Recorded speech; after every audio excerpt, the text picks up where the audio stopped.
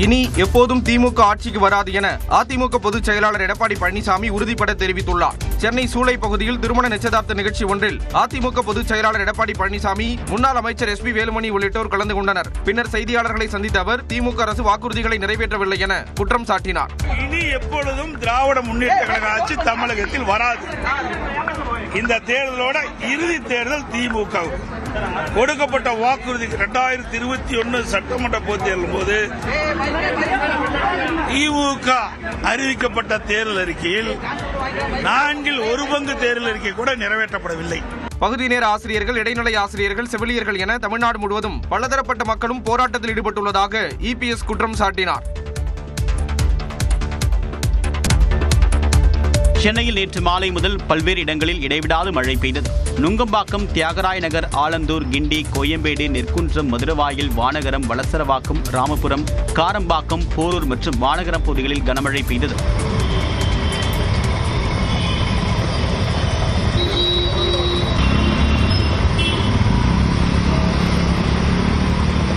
இதேபோன்று சென்னை OMR சாலை, சோழிங்கநல்லூர், செம்மஞ்சேரி, துரைப்பாக்கம், பெருங்குடி உள்ளிட்ட பகுதிகளில் பரவலாக மழை பெய்தது.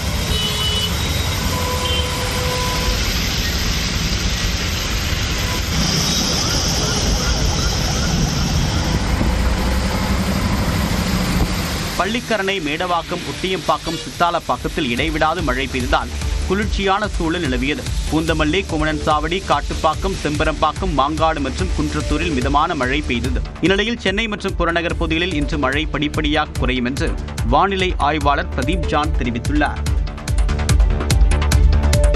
திருவாரூர் அருகே தொடர் மழை காரணமாக அறுவடைக்கு தயாராக இருந்த சுமார் 500 ஏக்கர் பரப்பளவிலான நெற்பயிர்கள் சாய்ந்திருப்பதால் விவசாயிகள் வேதனையடைந்துள்ளனர். திருவாரூர் மாவட்டம் முழுவதும் சுமார் 2 லட்சம் ஏக்கர் பரப்பளவில் சம்பா சாகுபடி நடைபெற்றுள்ளது.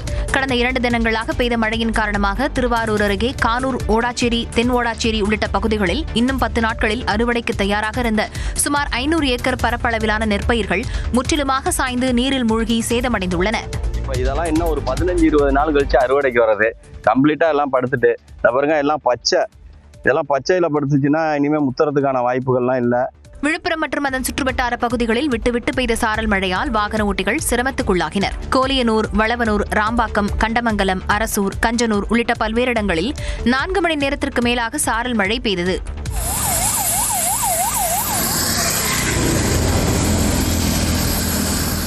திருவள்ளூர் நகரப்பகுதி, காக்களூர், திருப்பாச்சூர், புல்லரம்பாக்கம், செவ்வாய்ப்பேட்டை, வேப்பம்பட்டு உள்ளிட்ட சுற்றுவட்டார கிராமங்களில் பரவலாக மழை பெய்தது. ஞாயிறு விடுமுறையொட்டி திருத்தணி, திருப்பதி கோயிலுக்கு சென்ற வாகன ஓட்டிகள் மழையில் நனைந்தபடி சென்றனர். தஞ்சை மாவட்டத்தில் தஞ்சாவூர், கும்பகோணம், பட்டுக்கோட்டை, அதிராம்பட்டினம், பேராவூரணி, மதுக்கூர், திருவையாறு, திருக்காட்டுப்பள்ளி, பாபநாசம் உள்ளிட்ட பல்வேறு பகுதிகளில் சாரல் மழை பெய்தது. தமிழ்நாடு மற்றும் புதுச்சேரியில் இன்றும் நாளையும் மிதமான மழைக்கு வாய்ப்பிருப்பதாக வானிலை ஆய்வு மையம் தெரிவித்துள்ளது. குமரி கடல் பகுதிகளில் இருந்து வடக்கு கேரள கடலோர பகுதிகள் வரை ஒரு கிழக்கு வளிமண்டல காற்றலை நிலவுவதாக குறிப்பிடப்பட்டுள்ளது. இதனால் உள் தமிழ்நாட்டில் ஒரு சில இடங்களிலும், கடலோர தமிழ்நாட்டில் ஒரு சில இடங்களிலும் இன்று மிதமான மழைக்கு வாய்ப்பிருப்பதாக வானிலை மையம் கூறியுள்ளது. நாளை தமிழ்நாட்டில் பரவலாக மிதமான மழை பெய்யக்கூடும் என்றும், வரக்கூடிய 28ஆம் தேதி முதல் 31ஆம் தேதி வரை வறண்ட வானிலையே நிலவும் என்றும் குறிப்பிடப்பட்டுள்ளது. நாளை முதல் 29ஆம் தேதி வரை தமிழ்நாடு மற்றும் புதுச்சேரியில் குறைந்தபட்ச வெப்பநிலை இயல்பை விட 3 டிகிரி செல்சியஸ் வரை குறையக்கூடும் என்றும் கூறியுள்ளது. சென்னை மற்றும் புறநகரில் லேசான மழைக்கு வாய்ப்பிருப்பதாகவும் வானிலை மையம் தெரிவித்துள்ளது. தென் தமிழக கடலோர பகுதியில், மன்னார் வளைகுடா மற்றும் குமரிக்கடல் பகுதிகளில் மணிக்கு 50 கிலோமீட்டர் வேகம் வரை சூறைக்காற்று வீசக்கூடும் என்பதால் அந்த பகுதிகளுக்கு மீனவர்கள் செல்ல வேண்டாம் என்று அறிவுறுத்தப்பட்டுள்ளது. தமிழ்நாட்டைச் சேர்ந்த 13 பேர் மத்திய அரசின் பத்ம விருதுகளுக்கு தேர்வு செய்யப்பட்டுள்ளனர். மறைந்த பாலிவுட் நடிகர் தர்மேந்திரா, கேரள முன்னாள் முதலமைச்சர் VS அச்சுதானந்தன் ஆகியோருக்கு பத்ம விபூஷன் விருதை மத்திய அரசு அறிவித்துள்ளது. குடியரசு தினத்தையொட்டி மத்திய அரசு வழங்கும் உயரிய விருதுகளான பத்ம விபூஷன், பத்மபூஷன், பத்மஸ்ரீ விருதுகளுக்கு தேர்வானோர் பட்டியலை மத்திய அரசு வெளியிட்டுள்ளது. அதன்படி மறைந்த நடிகர் தர்மேந்திரா, கேரள முன்னாள் முதலமைச்சர் VS அச்சுதானந்தன் ஆகியோருக்கு பத்ம விபூஷன் விருது அறிவிக்கப்பட்டுள்ளது. இதேபோல கேரளாவைச் சேர்ந்த உச்சநீதிமன்ற முன்னாள் நீதிபதி KD தாமஸ், உத்தரப்பிரதேசத்தைச் சேர்ந்த வயலின் கலைஞர் N ராஜம், கேரளாவைச் சேர்ந்த மூத்த பத்திரிகையாளர் P நாராயணன் ஆகியோருக்கும் பத்ம விபூஷன் விருது அறிவிக்கப்பட்டுள்ளது. கேரளாவை சேர்ந்த நடிகர் மம்முட்டி உட்பட 13 பேருக்கு பத்ம பூஷன் விருதுகள் அறிவிக்கப்பட்டுள்ளன. கலைப்பிரிவில் மலையாள நடிகர் மம்முட்டிக்கு பத்ம பூஷன் விருது அறிவிக்கப்பட்டுள்ளது.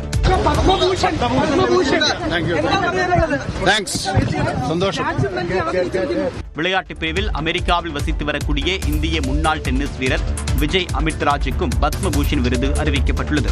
மறைந்த ஜார்க்கண்ட் முன்னாள் முதலமைச்சர் சிபு சோரன், கோட்டக் மஹிந்திரா வங்கி நிறுவனர் உதய் கோட்டக் ஆகியோருக்கும், தமிழ்நாட்டை சேர்ந்த மருத்துவர் கள்ளிப்பட்டி ராமசாமி பழனிசாமி, சமூக சேவகர் SKM மயிலநாதன் உட்பட 13 பேருக்கும் பத்ம பூஷன் விருது அறிவிக்கப்பட்டுள்ளது.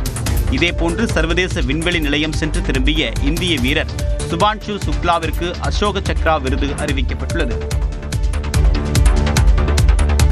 கிரிக்கெட் வீரர் ரோஹித் சர்மா, இந்தியாவுக்கு மகளிர் உலகக்கோப்பையை பெற்றுத் தந்த கேப்டன் ஹர்மன்பிரீத் கவுர் உள்ளிட்டோருக்கு பத்மஸ்ரீ விருது அறிவிக்கப்பட்டுள்ளது. பஞ்சாபை சேர்ந்த ஹாக்கி மகளிர் பயிற்சியாளர் பல்தேவ் சிங், பாராலிம்பிக்கில் இருமுறை தொடர்ந்து பதக்கம் வென்ற உத்தரப்பிரதேசத்தைச் சேர்ந்த Praveenkumar, hockey goal keeper Savitha Punia ஆகியோருக்கும் பத்மஸ்ரீ விருதுகள் அறிவிக்கப்பட்டுள்ளன. இந்தியர்கள் பலர் சர்வதேச அளவில் பல்வேறு சாதனைகளை படைப்பதற்கு உதவிய மல்யுத்த பயிற்சியாளரான ஜார்ஜியாவைச் சேர்ந்த விளாடிமிர் மெர்ஷ்வெர்ஷ்விலி காலமான நிலையில் அவருக்கும் பத்மஸ்ரீ விருது அறிவிக்கப்பட்டுள்ளது. நாட்டின் உயரிய விருதான பத்ம விருதுகளை மத்திய அரசு அறிவித்துள்ளது. இதில் தமிழர்கள் 13 பேருக்கு விருதுகள் அறிவிக்கப்பட்டுள்ளன. 5 பத்ம விபூஷன் விருதுகள், 13 பத்மபூஷன் விருதுகள் மற்றும் 113 பத்மஸ்ரீ விருதுகள் உள்ளன. இதில் பத்மபூஷன் விருதுக்கு மூத்த இரைப்பை குடல் நிபுணர் மற்றும் மருத்துவ கல்வியாளர் கள்ளிப்பட்டி ராமசாமி பழனிசாமி மற்றும் சமூக சேவைக்காக SKM மயிலானந்தன் தேர்வு செய்யப்பட்டுள்ளனர். மருத்துவத்துறையில் முன்னாள் அமைச்சர் HV ஹண்டே, குடிமைப் பணிகள் பிரிவில் ஓய்வு பெற்ற K விஜயகுமார், கலை பிரிவில் காயத்ரி பாலசுப்ரமணியன் மற்றும் ரஞ்சனி பாலசுப்ரமணியன், அறிவியல் மற்றும் பொறியியல் துறையில் K ராமசாமி ஆகியோருக்கு பத்மஸ்ரீ விருதுகள் வழங்கப்பட உள்ளன. சென்னை IIT இயக்குனர் காமகோடி, கால்நடை அறிவியல் துறை பிரிவில் மருத்துவர் புண்ணியமூர்த்தி நடேசன், மொழி மற்றும் கல்வி பிரிவில் எழுத்தாளர் சிவசங்கரி, ஓதுவார் திருத்தணி சுவாமிநாதன் ஆகியோருக்கு பத்மஸ்ரீ விருதுகள் அறிவிக்கப்பட்டுள்ளன. சிற்பக்கலையில் சேலம் ராஜா ஸ்தபதி, அழிந்து வரும் குறும்பா பழங்குடியின ஓவிய கலையை தனது வாழ்நாள் முழுவதும் பாதுகாத்த மறைந்த நீலகிரி R கிருஷ்ணன் ஆகியோருக்கு பத்மஸ்ரீ விருது அறிவிக்கப்பட்டுள்ளது. புதுச்சேரி சிலம்ப கலைஞர் பழனிவேலுக்கு பத்மஸ்ரீ விருது அறிவிக்கப்பட்டுள்ளது. இதேபோல் நடிகர் மாதவனுக்கு மகாராஷ்டிரா மாநில பிரிவில் பத்மஸ்ரீ விருது அறிவிக்கப்பட்டுள்ளது. சிற்பக்கலையில் சிறந்து விளங்கும் சேலம் ராஜா ஸ்தபதி காளியப்ப கவுண்டருக்கு பத்மஸ்ரீ விருது அறிவிக்கப்பட்டுள்ள நிலையில் சிற்பத்துறையில் தனது உழைப்பிற்கான அங்கீகாரம் என மகிழ்ச்சி தெரிவித்துள்ளார். பத்மஸ்ரீ விருது எனக்கு கிடைச்சத நான் பெருமையாக நினைக்கிறத விட இந்த சிற்பக்கலைத்துறையினுடைய உழைப்புக்கு கிடைச்ச ஒரு முழு அங்கீகாரமாக தான் இதை நான் எடுத்துகிட்டு போகிறேன். இந்த விருதுக்கு இறைவனுடைய பரிபூர்ண அருளும் ஆசியும் எனக்கு இருக்குது அப்படிங்கிறத நிரூபணம் பண்ணி கொடுத்துருக்காங்க இந்த மத்திய அரசு. புதுச்சேரியை சேர்ந்த சிலம்ப கலைஞர் பழனிவேல் பத்மஸ்ரீ விருது பெறுகிறார். இந்நிலையில் சிலம்பக்கலையை அரசு மேலும் ஊக்குவிக்க வேண்டும் என கேட்டுக் கொண்டுள்ளார். ஆசான்மார்கள் இந்த நேரத்தில் கூட நன்றிகளை நான் தெரிவிக்கிறேன். ஆசான்கள் இல்லைன்னா மாணவர்கள் கிடையாது. இந்த கலை நன்கு வளர்ந்து வந்தால் கூட இந்த கலையை என்னைக்கு அரசு கையில் எடுக்குதோ அன்னைக்கு தான் அந்த கலைக்கு ஒரு முக்கியத்துவம் கிடைக்கும். அப்போ அதுக்கு ஈஸியான வழி அரசு பள்ளிகளில் இந்த கலையை சேர்க்கணும். சமூக சேவைக்காக ஈரோட்டை சேர்ந்த மயிலானந்தனுக்கு பத்ம விபூஷன் விருது அறிவிக்கப்பட்டுள்ளது. இது 25 ஆண்டுகால சமூக சேவைக்கான அங்கீகாரம் என மயிலானந்தன் தெரிவித்துள்ளார். சமூக சேவையில் பல்வேறு வகையான சேவைகளை நான் செய்து வருகிறேன். கடந்த 25 ஆண்டுகளாக இந்த விருது கொடுத்த மத்திய அரசுக்கும் குறிப்பாக பாரத பிரதமர் மோடிஜி அவர்களுக்கும் என்னுடைய நன்றியை தெரிவித்துக் கொள்கிறேன். 2013ஆம் ஆண்டு இவருக்கு பத்மஸ்ரீ விருது அளிக்கப்பட்டது குறிப்பிடத்தக்கது. தமிழ்நாட்டிற்கு வந்த பிரதமர் மோடி வழக்கம் போல பழைய கதைகளை பேசி சென்றதாக முதலமைச்சர் மு.க. ஸ்டாலின் விமர்சித்துள்ளார்.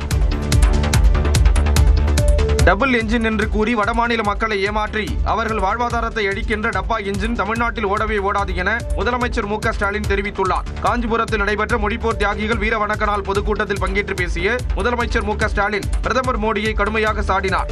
டபுள் என்ஜின் சொல்லி வடமாநில மக்களை ஏமாற்றி அவங்க வாழ்வாதாரத்தை அளிக்கிற உங்க டப்பா என்ஜின் தமிழ்நாட்டில் ஓடவே ஓடாது. 2021 பெற்ற தோல்வியிலிருந்து எந்த பாடமும் கத்துக்காம மறுபடியும் கொத்தடிமை கூட்டமான அதிமுகவின் தோல்ல பாஜக வருது. தேர்தல் சீசன் வந்துட்டா போதும். தமிழ்நாட்டுக்கு பல வெரைட்டியில அவர் வடைகளை சொல்றது வழக்கம்தான். இந்த முறை வந்தார். வழக்கமான பழைய வடைகளைத்தான் சுட்டுட்டு போயிருக்காரு. அந்த மாவும் புளிச்சு போச்சு. தமிழ்நாட்டில் போதைப்பொருள் நடமாட்டம் அதிகரித்துள்ளதாக பிரதமர் கூறிய நிலையில் அதற்கு முதலமைச்சர் பதிலளித்தார். நாடு முழுக்க